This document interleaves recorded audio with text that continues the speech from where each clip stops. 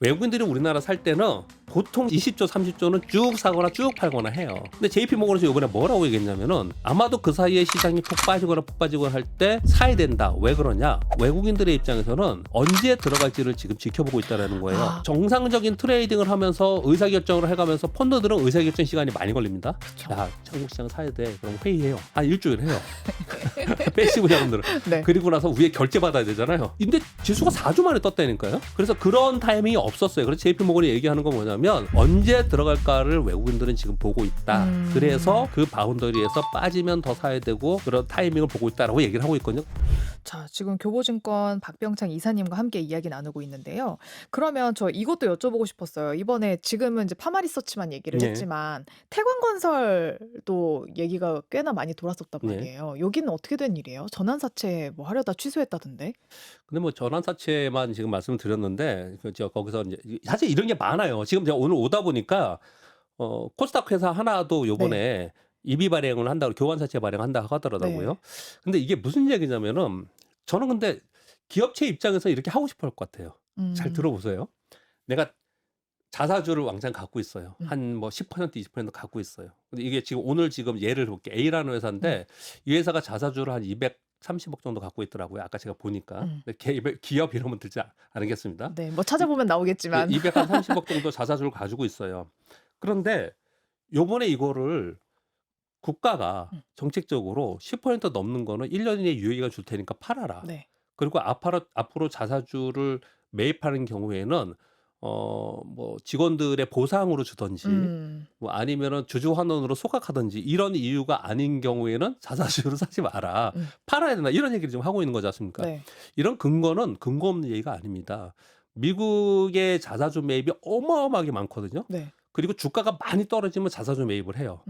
뭐 그 주가 방어 차원도 있지만은 쌀 때 많이 사서 그렇죠. 그걸로 뭐 스톡옵션도 주고 뭐 이런 건 행위를 합니다. 근데 미국은 자사주는 의결권도 없고 자사주에 대해서는 그 배당도 안 주잖아요. 네. 그래서 총 시가총액에 넣지 않아요.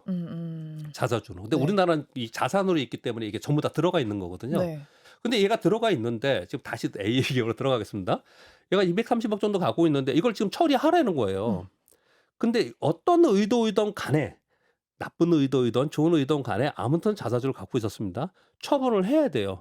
이거를 그냥 처분하고 싶겠습니까? 아니죠. 어떻게든 써먹고 싶죠. 회사에 어떻게든 써먹고 싶겠죠. 네. 근데 굉장히 좋은 방법이 있는 거예요. 전환사채 발행을 하던 교환사채 발행을 하던 뭐 어떤 이제 발행을 해서 B라는 나의 우호적인 기업이 있습니다.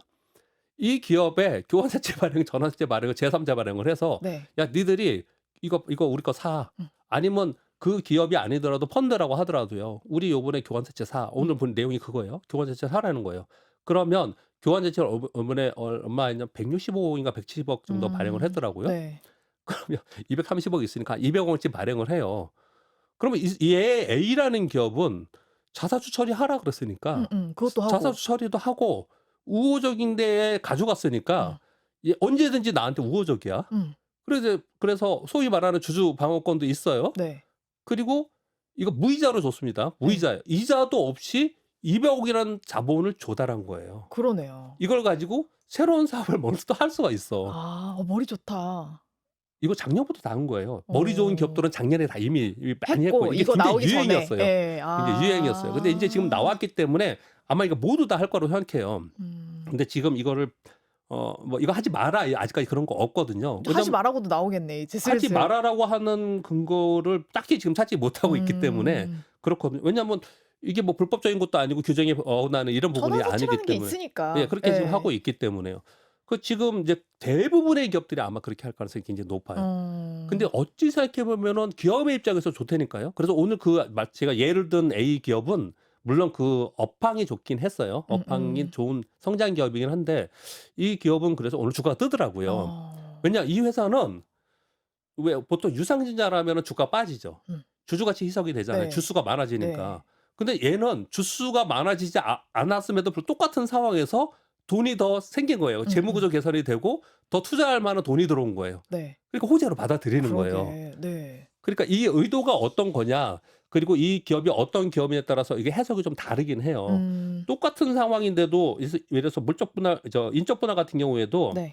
요번에 파마리서치 난리 쳤잖아요. 네. 근데 지난번에 그 삼성바이오로직스는 네. 별 문제 없이 지나갔지 음음. 않습니까? 그래서 이 기준은 뭐냐면 그 모회사에 있는 주주들한테 피해가 가냐 안 가냐. 음. 요번에 이런 상황을 가지고 이렇게 해서 이 오너가 이 돈을 가지고 불순하게 쓰려고 그러냐. 이 돈을 가지고 주주들을 위해서 환원하는 뭘 하려고 하느냐에 따라서 기준을 정한다는 건데 음. 사실은 좀 모호하죠. 그쵸. 그렇죠. 그걸 어떻게 판단할 그래서 그 거예요? 모호한 것을 기준점을 잡는 게 앞으로 해야 네. 되는 건데 정치권에서는 이런 정책 이 제도를 만들고 정책을 만드는 게 굉장히 잘 할 수 있겠지만 네. 고런 것까지는 아마 세부적으로 잘 모를 수도 있을 것 그러니까 같아요. 이게 이러다 보면은 점점 누더기법이 되어 가잖아요, 그래서 사실. 이게 이제 사실 빨리라고 표현을 쓰지 않겠습니다. 왜냐하면 지금 굉장히 빠른 거예요. 네. 굉장히 아, 이 지금 예 속도감이. 예 굉장히 빠른 거기 때문에 이렇게 빨리 일단 진행을 해 놓고 음. 그다음에는 그 후속 작업들이 굉장히 치열하게 있어야 되지 않을까라는 생각도 그럼 합니다. 혹시 이사님이 생각하시는 예. 지금은 인제 앞으로 뭐 더 센 상법 개정안이 온다라고 해 예. 가지고 내놓은 것들이 몇 개 있지만 예. 사실 그거는 큰 이슈가 되지 않을 거라고 얘기하시는 분들도 많거든요. 예. 근데 이것 말고도 또 건드려야 할 부분들이 있다면 어떤 부분들이 있을 것 같아요? 아니 지금 생각해 보면 자사주를 강제로 매각하는 거 굉장히 센 거고요. 제가 보기엔 굉장히 센 거고요. 그 이제 일단 상법과 자본시장법 개정 자체에서 지금 현재 나온 건대로만 진행을 한다 하더라도 네. 기업의 오너 또는 기업을 운영하는 사람의 입장에서는 상당히 고민거리가 많을 겁니다. 음. 뭐 집중투표제도 그렇고요. 3%룰도 그렇고 네. 그건 상당히 당장은 아니니까 3% 룰 같은 경우에는. 아니죠. 뭐 일단 요번에 통과가 되면 내년부터 한다고 하니까 내년 뭐 얼마 안 남았습니다. 기업이 뭐 음. 1년, 1-2년은 사업하는 게 아니기 음. 때문에 상당 부분 고민스러울 거라 생각해요. 그래서 이게 예전에 일본이 이런 걸 했지 않습니까? 이게 얼마나 강력하게 추진을 하느냐의 문제인 거지 제가 음. 보기에는. 음. 지금 이거보다 더 세게 그렇게 강제한다라는 어떤 새로운 제도가 나오는 게 아니고 이걸 강제하는 강도가 얼마큼 되느냐가 음음. 지금의 관건이 아닌가라고 저는 생각합니다. 그래서 요즘 정치권에서 그것도 더불어민주당에서 김태년 의원이 예. 약간 이제 계속 채찍막 때리다 보니까 좀 미안하다. 그래서 당근으로 하나 내놓은 게 예. 왜 상법에도 배임죄가 있고 예. 형법에도 배임죄가 있잖아요. 근데 여기서 이제 특별 배임죄를 폐지하는 방법 어떻냐라고 내놨던데 이런 게 어느 정도의 당근으로 활용이 될까요?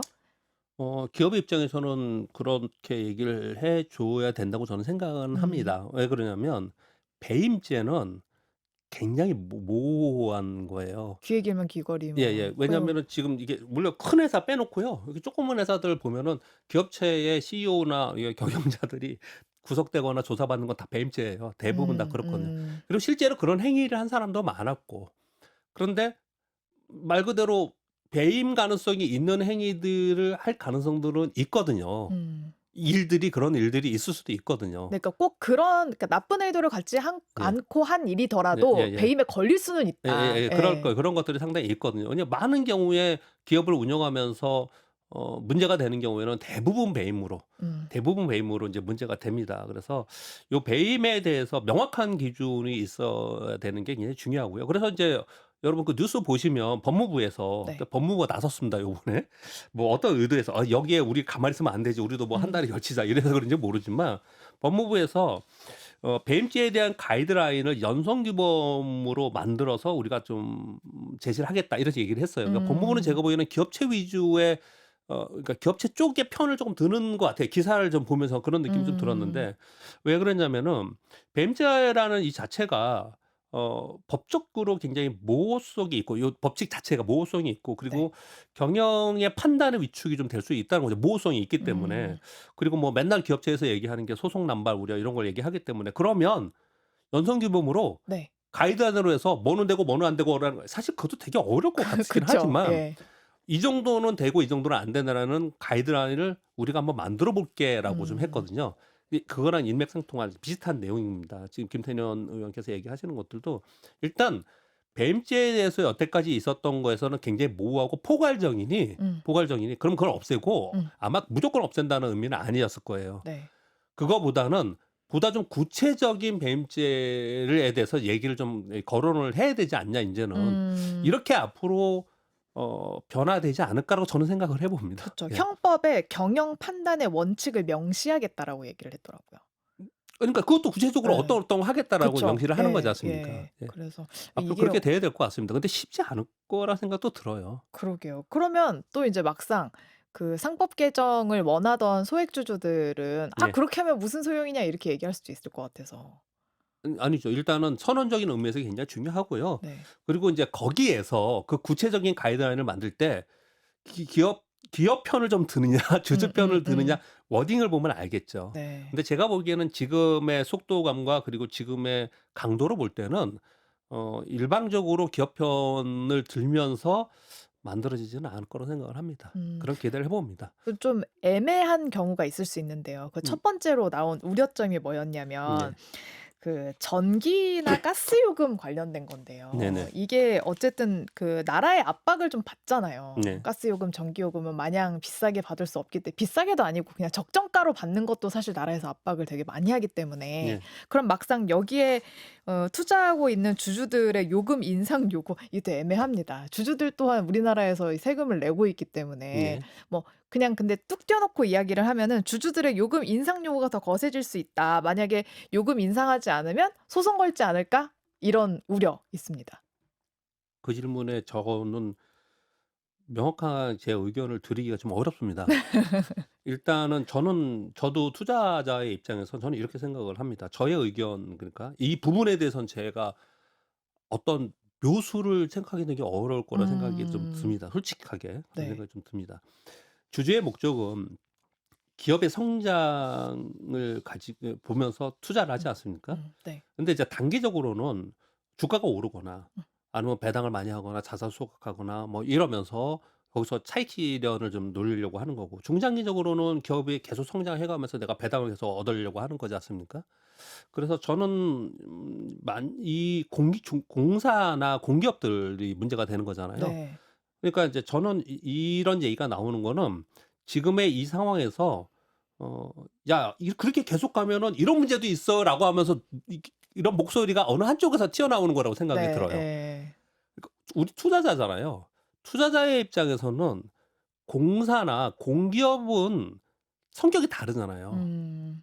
그러니까 이 공사나 공기업은 국가가 어떻게 해 줘야 되냐면 굉장히 안정적으로 운영이 되면서 고잉 컨선이 있으면서 안정적인 배당을 따박따박 줄 수 있는 기업으로 만들어가는 게 중요하고 네. 그런 투자를 하고자 하는 사람은 거기에 투자를 하는 거고 아 그거에 만족하는 예, 사람들은 단기간에 주가가 막 급등해서 2배 올라 막 그런 식이 있잖아요. 이런 걸 바라는 사람은 이쪽이 유틸리티나 공기업에서 투자보다는 다른 쪽에 성장주에 투자하는 쪽으로 구분이 앞으로 돼야지 된다고 생각을 해요, 저는요. 공공기관, 예, 공기업에 그렇게 구분이 투자하시는 분들. 되지 않을까라고 저는 생각을 좀 하거든요. 은행은 또 어때요? 은행은 예. 왜냐면 얼마 전에 어떤 이슈가 있었냐면 배드뱅크 만들어 가지고 왜 네. 은행도 돈 내라고 네네. 했잖아요. 근데 이런 상황에서 아니 민주당 그리고 대통령은 상법 개정안 해 가지고 주주들의 이익을 해치지 않는다고 했으면서 왜 이건 또 이렇게 조달해 가지고 배드뱅크 만들어서 다 소각하라고 하냐. 네. 이 문제도 얘기를 하더라고요. 상충되는 거 아니냐. 아니 그렇지는 않습니다. 그러니까 제가 마치 인제 편드는 것처럼 이제 정부 편드는 것처럼 이렇게 얘기가 되는데 그렇지 않습니다. 금융기관은요, 특히 은행은 국가가 돈을 벌 수 있는 판을 만들어 준 겁니다. 뭐 금리도 예. 금융기관은요, 돈이 그냥 돈을 버는 거예요. 그냥 아무것도 안 해도 우리가 예금해서 예대마진이라고 맨날 생각하잖아요. 그게 아니고 국가가 한국은행에서 돈을 빌려와서 1%만 남겨서 그냥 대출을 해 줘도 돈을 버는 구조로 된 거예요. 돈을 벌 수 있게끔 구조를 만들어 준 나라에서. 겁니다. 예, 예. 나라에서 만들어 준 거예요. 그러면 나라에서 만들어 준 그 이익에 대해서는 그 많은 보상을 할 필요는 있다고 생각을 저는 합니다. 저는 그거보다도 은행은 지금 질문을 안 주셨지만 어떤 생각을 되게 많이 하냐면 요번에 이 지금 삼법 개정 및 주주환원 정책의 개편으로 인해서 은행주들이 제일 많이 급등을 하고 은행주들의 배당을 더 많이 해야 된다고 그러고 막 그런 얘기를 하지 않습니까? 네. 우리나라 은행주들은 지분이 거의 70% 가까이가 외국인들이 갖고 있습니다. 아 네네. 그럼 거의 대부분 이 혜택은 외국인들이 다 가져가는 거예요. 음. 그러니까 너무 이기적으로 생각하지 말자고요. 음. 각 그 기업별로 성장주는 성장주대로 음. 또는 성숙기업은 성숙기업대로 공사기업은 공사기업대로 특징들이 다 있는 거고 거기에 맞춰서 우리 투자를 하는 거지 않습니까? 음. 앞으로 그렇게 될 거라고 생각을 해요. 이걸 일률적으로 전체적으로 해서 맞대서 하면은 음. 그러면 정말 싸움 나는 거죠. 그래서 제가 생각하기에는 네. 저는 모르겠습니다. 묘안은 저는 음. 모르겠지만 음. 투자자로서 저의 생각은 그렇습니다라는 말씀을 드리는 겁니다. 예, 투자자로서도 그 기업의 성격과 특징을 명확하게 이해하고 예. 내가 저 기업이 어떻게 굴러가는지, 나라의 도움을 얼마나 받는지 이런 것들을 꽤나 이해를 하고 있어야 사실상 투자할 그 뭐랄까요? 자격이라도 있다 이런 얘기로 들리는데요. 아니요. 그렇게 보는 건 아니고 그렇게 가야지 이 뭐랄까요? 그 좋은 투자 환경이 만들어지는 게 아니냐라고 표현을 좀 드리는 거거든요. 그러니까 공사 같은 경우에도 한전이든 가스공사든 이런 데에서 막 요즘엔 주가가 막 급등하고 원자력 때문에 네. 그러긴 했지만 이런 데 안 투자하시는 분들은 대신 국가가 어느 정도 계속해서 조율해 가면서 이게 뭐라고 표현할까요? 안정적으로 고잉 컨설을 할 수 있는 기반을 마련해 주면서 이런 기업에 투자하면서 우리가 '이 회사가 망할 거야.'라고 걱정 안 하잖아요. 근데 음. 우리 사기업에 투자하면서 더블 2배 먹겠다고 하는 기업은 자칫 잘못하면 급락할 수도 있잖아요. 그렇죠. 예. 얘네는 안 그러잖아요. 네. 안정성이 있죠, 예, 그래도. 그러니까 그만큼의 안정성만큼 덜 수익 차익은 덜 낼 수 있다라는 거죠. 그렇죠. 그런 차이점을 명확하게 가져가야 되지 않을까라고 저는 생각한다는 거죠. 네. 예. 그냥 여쭤봤어요. 왜냐하면 네. 저희가 이런 방송을 할 때마다 꼭 댓글에 이런 반박들이 엄청 달리거든요. 그래서 네. 그런 것들 몇 개를 좀 가지고 왔는데 근데 그런 얘기 하고 싶은 사람들이 많죠. 네. 왜냐면 어떤 정책이 나오면 그래서 이렇게 "이건 어떡할 건데? 음. 이건 어떡할 건데?" 근데 다 그런 문제가 있죠. 음. 모든 것에 뭐 다 좋을 법이든 순 정책이든 없어요. 그런 문제가 다 있는데 그걸 일관되긴 잣대로 똑같이 그렇게 하는 쉽지 않을 거라 생각하는데 근데 우리나라가 그렇게 됐죠. 어느 순간부터는. 음. 전 세계에 우리나라가 제일 깔끔할걸요? 그러니까 반으로 딱 나눠지니까. 우리 그러니까 우리 그 온라인의 목소리들을 반영을 네. 우리나라가 가장 많이 하는 나라인 거라는 생각이 많이 듭니다. 왠지 피곤해 보이는데요, 이사님. 예? 그런 거에 있어서 굉장히 피곤하게 느끼시는 것 같은 아닙니다. 느낌이 있습니다. 예. 자, 그래서 오늘 진짜 또 듣고 싶었던 이야기는 예. 주식 투자하시는 분들이 뭐 사실 작년 그러니까 올해 초까지만 해도 약간 국장 탈출은 지능순이다 이런 얘기를 했다가 요즘에는 국장에 투자 안 하면 바보다라는 얘기로 바뀌었거든요. 그래서 어디에다가 우리가 좀 투자를 하면 좋을지 뭐 종목을 정해 주세요 이런 거는 아니지만 어떻게 좀 눈독 들여 봐야 할지 이런 것들 좀 조언해 주시면 좋을 것 같아요. 저는 이제 매일 시황 방송을 하다 보니까 네. 이제 그런 판단을 하는 건데 전체적으로는요. 우리나라 개인 투자자들은 요번에 상승하는 동안 매일 팔았습니다. 아, 그래요? 거의 매일 팔았어요. 차익 실현. 그러니까 요번에 5월 말부터 시장이 상승했다고 그랬지 않습니까? 네. 5월 말부터 요번까지 올라오는 동안 외국인들이 약 4조 원 정도 순매수했고요. 네. 4조 원을 외국인은 샀고. 외국인 샀고요. 그리고 국내 기관들은 금융 투자 프로그램만 샀고 네. 국내 기관들 다 팔았어요. 차익 실현 올라오면서 다 팔았고요. 컴퓨터로 하지 않는 이상 다 팔았군요. 그래서 한 900억 정도가 순매수이고요. 제 기억으로는. 그러면 외국인들이 4조 원 팔았고 기관이 900억 순매수면 나머지는 누군가 팔았을 거 아니에요. 그쵸. 개인들입니다. 개인들이군요. 그 사이에 미국은 얼마나 샀게요? 얼마나. 미국 한 3조 원 샀습니다. 오. 여전히 우리나라 개인 투자들은 우리나라는 올라오면 팔아요? 팔아야 돼. 그리고 미국 가야 되는 게 우세합니다. 아, 올라오면 팔고 미국 가야 돼. 예, 그게 여전히 우세한 건 현실입니다. 그건 왜 그러냐? 이제 우리 시장에 대한 신뢰, 정책에 대한 신뢰가 아직 없는 거고요. 아직 없는 거고 왜 그런지 그럴 수밖에 없는 거죠. 제가 이 얘기하면 되게 웃으시는데 1995년도에 인터넷에서 96년 1월에 사령장을 받았습니다. 그래서 네. 딱 30년의 올해가 됐는데요. 우리나라 주식시장에 이렇게 정치권들이 응. 그리고 투자자들이 이렇게 관심을 갖고 상법 개정해야 된다, 자본시장법 개정해야 된다라는 거는 이번이 처음이에요. 30년 동안. 예, 이번이 처음입니다. 예. 그래서 우리나라 역사상 굉장히 중요한 거예요, 이게 지금 주식시장에는요. 그래서 앞으로 투자하는 사람들은 저는 굉장히 좋을 거라고 생각하거든요. 근데 이제 처음 했다고 말씀드렸잖아요. 네. 뭐든지 처음에는 안 믿어요. 될까? 지금도 될까? 이게 상법 개정 이게 정말 될까? 상법 개정 이거 한다고 막 했을 때 될까?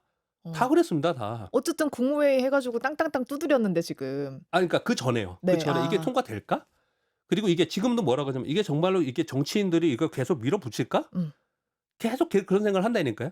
지금 우리나라 지수가 이제 역사적 신고 지수가 근처에 왔기 때문에 3,200 돼서 3,416 포인트가 신고 지수인데, 야 거기 가면 이제 근처에 가든지 거기 가면 또 우리 시장은 미국 조금이라도 빠지면 또 급락할 거야. 왜? 그런 의심. 우리나라 지금 GDP 성장률 낮아지고 있죠. 음. 기업이 이익이 더 늘어납니까? 우리나라의 빅테크들이 뭐 어마어마하게 좋아지는 기업들이 지금 SK하이닉스 빼고 뭐 얼마나 더 있습니까? 그러니까 전반적으로 우리나라는 안 돼라는 인식이 되게 많고, 그리고 우리나라의 전체 시가총액이 3천 조까지 온 게 굉장히 다행이긴 하지만 우리나라 사이즈에 봐서 우리나라 국민연금의 지금 투자 금액이 비율이 꽤 높은 편이거든요. 네. 그러면 국민연금 계속 우리나라 주식 줄이겠다고 하고 있거든요. 네. 요번에 올라오는 동안 보니까 국내 기관들 계속 팔거든요. 이게 되겠냐라는 거 얘기를 하는 거예요. 근데 음. 그런 시각은 지금의 단기적인 시각에서는 그 시각이 맞을 수는 있습니다. 음. 저는 거기에 틀렸다고 생각하지는 그러니까 않습니다. 의심하고 있는 사람들의 예, 그거는 생각이. 분명히 맞다고 생각을 하는데요. 근데 이 투자를 지금부터 올 연말까지만 하겠다. 음. 뭐 또는 뭐 내년까지만 하겠다고 하는 사람들의 입장에서는 그렇게 보는 게 맞는데, 네. 내가 우리나라의 지금 우리나라의 전체 주식 시장의 시스템 구조가 바뀌는 거지 않습니까? 네. 이런 것들을 바라보고 우리나라 투자를 한다고 생각하는 사람 입장에서는 우리나라는 이제 시작하는 단계라고 또 볼 수 있다고 생각을 합니다. 네. 그래서 지금의 요 얘기를 왜 드리냐면, 지금 이제 종목 질문하셨는데 이 얘기를 드리는 이유는, 우리나라 잘 보시면 작년 말서부터 올해 상반기 내내 조선방산, 원자력, 전력기기, 뭐 트램프, 태조이방원이라고 예, 부르더군요. 얘네들만 올랐단 말이에요. 네. 그런데 가만히 보시면 얘네 빠졌다가 또 얘네 오르고, 얘네 빠졌다 이렇게 오르고 네. 그러고 있고요. 그리고 이번에 상법 개정안 통과 때문에 지주사, 은행, 증권 얘네가 올랐어요. 네. 나머지들은 자동차 음. 보세요. 반도체, SK하이닉스 빼고 뭐 2차전이 더 하고요. 뭐 음. 나머지는 이렇게 뭐 밑에서 좀 올라온 게 있지만 추세적으로 지수가 신고 지수인데 추세로 오르고 이러지 않았습니다. 네. 그러니까 전반적으로 좋아지는 그런 분위기는 분명히 아니고, 여전히 일부 섹터, 일부 종목에만 국한돼서 계속 움직이고 있는 거거든요. 그 얘기는 전체 시장에 대한 신뢰보다는 여전히 그냥 종목과 섹터 위주로만 우리 시장은 계속 바라보고 있기 때문에 네. 이런 현상이 계속 나타나는 거고, 지금 우리 시장이 여기서 다시 레벨업 되는 그런 상황이 되는 그 순간 전까지는 네. 이 과정이 이어질 수밖에 없다고 생각을 해요. 그래서 지금 3,200 포인트에서 오늘 좀 빠져갖고 3,200 포인트 아래로 좀 떨어지던데 보니까요. 그래서 JP 모건이 우리나라가 뭐 지금과 같이 뭐 주주 환원 정책 뭐 요런 정책을 강력하게 한다면 네. 2년 내에 한 5,000 포인트 근처까지 가지 않겠냐는 보고서 하나 네. 나왔었잖아요. JP 모건. 네. 그러면서 그거는 뭐 5,000 포인트 이런 얘기하는 거는 뭐 빼고, 저는 그런 거 네. 원래 좋아하진 않고요. 거기에 뭐라고 얘기했냐면, 올해 하반기에, 그러니까 지금 7월 중순이니까요. 하반기에 우리나라 지수는 3,200에서 3,500 포인트 근처에 있지 않을까라고 하는 거에 저는 공감을 합니다. 네. 그러니까 지금의 탄력으로 봐서는 3,316 포인트 신고 지수는 앞서 찍으러 갈 것 같아요. 그럼 무난히 갈 예, 것 저는 같고. 그렇게 좀 보여지고요. 무난히 갈 것 같습니까? 그렇지 않을까요? 그래. 저는 어쨌든 희망을 좀 그래, 보고 있어 그래요? 가지고. 예. 근데 지금의 강도로 보면은 신고 지수로 낼 거라고 생각이 드는데, 그리고 나서 막 그냥 다이렉트로 수익으로 가느냐는 쉽지 않을 거라고 생각해요. 그래서 다시 또 한 100포인트, 200포인트 빠질 수도 있고 또 올라갈 수도 있고 그렇게 하반기에 있을 거라고 생각을 하거든요. 일단 지수가 만약에 그렇다면 지금처럼 전체적으로 뭐 또 다시 지수사가 막 뜨고 은행주 뜨고 증권주 뜨고 또는 삼성자 뜨고 자동차 뜨고 막 그렇게 순환하면서 지수를 끌어올리면 3,500이 아니고 더 갈 수도 있겠죠. 근데 그렇게 제한적으로 본다는 얘기는 단기 급등에서 차익 실현 매물이 나오고 있는데, 그러면 왜 더 갈 수 있냐라고 JP모건에서 얘기하고 있냐면요. 왜 그렇게 얘기를 하냐면, 제가 서두에 얘기하니까 아까 그렇습니까? 이렇게 질문을 하시던데, 외국인들이 네. 5월 말서부터 지금까지 4조 원뿐이 못 들어왔다니까요. 이제 시작이다. 작년 2024년 1월부터 6월 말까지 24조 원 순매수했어요. 그거에 비하면 그다음에 진짜. 그때는 이런 이슈도 없었습니다. 네. 그리고 이 7월 달부터 12월 말까지 23조 원을 팔았고요. 언제까지 팔았냐? 4월까지 팔았어요. 그래서 총 얼마를 팔았냐? 36조 원을 팔았습니다. 근데 요번에 4조 원 산 거예요. 네. 외국인들이 우리나라 살 때는 보통 20조, 30조는 쭉 사거나 쭉 팔거나 해요. 네. 근데 JP모건에서 이번에 뭐라고 얘기했냐면은 음. 아마도 그 사이에 시장이 푹 빠지거나 할 때 음. 사야 된다. 왜 그러냐? 외국인들의 입장에서는 언제 들어갈지를 지금 지켜보고 있다라는 거예요. 왜? 못 아. 샀어요, 요번에. 사질 못했습니다. 네. 그래서 외국인들이 본격적으로 들어오는 게임은 없었어요. 다른 얘기 하나 또 들어볼까요? 삼성전자 네, 저점 네. 찍고 요즘에 좀 올라오잖아요. 네. 여전히 삼성전자 약하지 않습니까? 네. 근데 하반기에는 좀 기대를 좀 삼성전자 하는 것 같아요. 삼성전자가 보통 외국인들이 많이 살 때는 삼성전자 전체 지분의 58, 59% 정도까지 지분을 갖고 있었어요. 네. 물론 좋았을 때죠. 네. 근데 삼성전자가 되게 안 좋을 때도 어느 정도 갖고 있었냐면은 내려가 가지고 49, 49.9 뭐 요랬습니다. 네. 근데 최근이 거의 49.9인가 50인가 그 정도예요. 그래서 최근에 그 정도거든요. 네. 그러면 이제 외국인들이 들어와서 삼성전자가 막 지금 안 좋다고 하는데 외국인들의 입장에서 만약에 들어오면 삼성전자는 그 평균으로 들어와도 한 5%만 한다 하더라도 외국인들은 들어올 가능성이 있다라는 거죠. 그동안의 평균으로 봤을 때. 그리고 아까 외국인들이 전체 우리나라에 한번 들어오고 나가고 하는 규모에 비해서 지금 한 4조 원이 안 들어왔다니까요. 그러니까 외국인들은 와. 들어올 타이밍이 없었어요. 그냥 순간적으로 올랐기 때문에 네. 순간적으로 올라오면서 그때 빨리 내가 종목을 바꿨든지 아니면 그때 원래 내가 고생하면서 지주사 가면서 내가 이거 언제 이걸 복구해 이러고 있는 분이 이번 타이밍에 수익을 낸 거지. 네. 정상적인 트레이딩을 하면서 의사결정을 해가면서 펀드들은 의사결정 시간이 많이 걸립니다. 그쵸. 야, 한국 시장 사야 돼. 그럼 회의해요. 한 일주일 해요. 패시브 자금들은. 네. 그리고 나서 위에 결제 받아야 되잖아요. 근데 지수가 4주 만에 떴다니까요.